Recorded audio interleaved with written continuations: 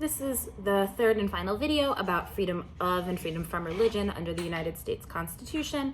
And we're going to talk about the Establishment Clause, which says that the government can't establish a religion. And this is the idea of what's known as your right to be free from religion. So in addition to be able to practice your religion freely, you also have a right in this country to not have to have a religion, either one specific religion or any religion at all.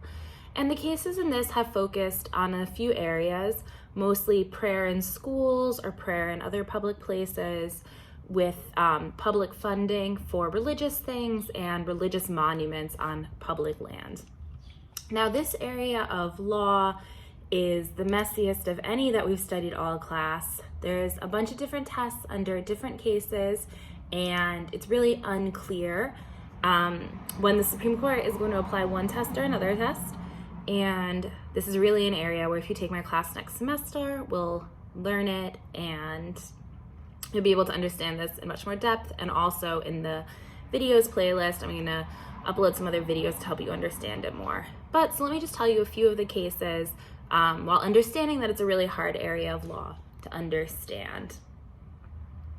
So one of the main cases is Everson versus Board of Education of the Township of Ewing, which was a 1947 case. And what happened in this case was that New Jersey used tax dollars to give students money to take a bus to school. And they'd give you money if you took a bus to public school, but they also give you money if you took a bus to private school.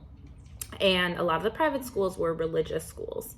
And the Supreme Court said that that's okay, that that's not establishing a religion, even though it's taxpayer money to send kids to private schools, because this is a service that gets provided to everybody, like trash removal or police protecting you. And so even though they're using public funds to send kids to private school because it's just a service everyone gets, ride to school, it's okay if the ride that some people get are to religious schools. The next main case is Engel versus Vitale, which is a 1962 case. This was about public schools had non-denominational prayers in school, and the school said they were non-denominational and voluntary. So for example, it would say, we thank God, but it wouldn't say our Lord Jesus. So it was whatever religion you believe in, as long as it's a religion with a singular God. It was voluntary that you say it. Supposedly you didn't have to. The Supreme Court said that's still not okay. Still too close to establishing a religion, especially if you think about kids, and younger kids don't know that if a school official tells you to stand up and say a prayer, it's an option. So it's a 1962 case. Then we have Lemon versus Kurtzman, which is a 1971 case. And this case is the one that establishes what's called the Lemon test. And the Lemon test is a test to decide whether or not the government's establishing a religion. And it's 3 parts. So in order to be constitutional under the Lemon test, the law has to have a secular legislative purpose. The law can't have the primary effect of advancing or inhibiting a religion, and the law can't result in excessive government entanglement in matters of religion. And if you take my class next semester, we'll talk about applying it. But what happened in that case was they said that states can't pay religious school teachers at all. And what happened was the state was paying private school teachers in religious schools for secular subjects. So the private school would pay them for the hours that they talk about theology, but the state would pay them for the hours they talked about English. And the Supreme Court said you can't have that. The state cannot be paying teachers in religious schools.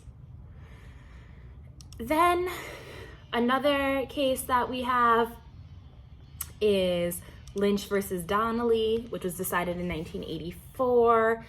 And this is where a town had a Christian nativity scene, and they said that it was part of their holiday celebration of Christmas, and the Supreme Court ended up saying it was okay to have it on public land paid for by public money. And then though we had a case, County of Allegheny versus ACLU in 1989. And in this one, there was a nativity scene, a menorah, and a Christmas tree.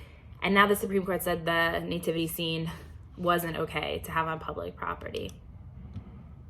So as you'll see, these cases are kind of all over the place. And then in 2005, we had cases that the Supreme Court issued opinions on the same day, but they used different tests and came out to different outcomes.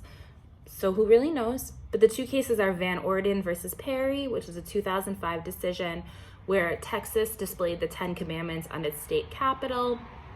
The Supreme Court said this was okay because religion was part of our national heritage and that our national institutions have always presupposed the existence of a supreme being.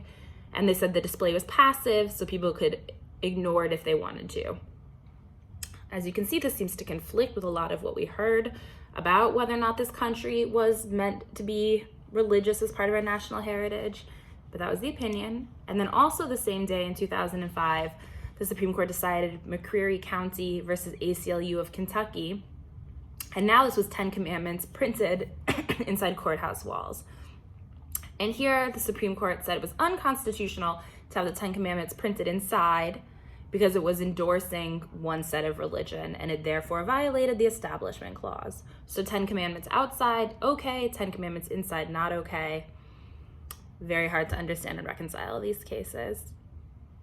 And that's our very quick 6-minute primer on the Establishment Clause of the United States Constitution.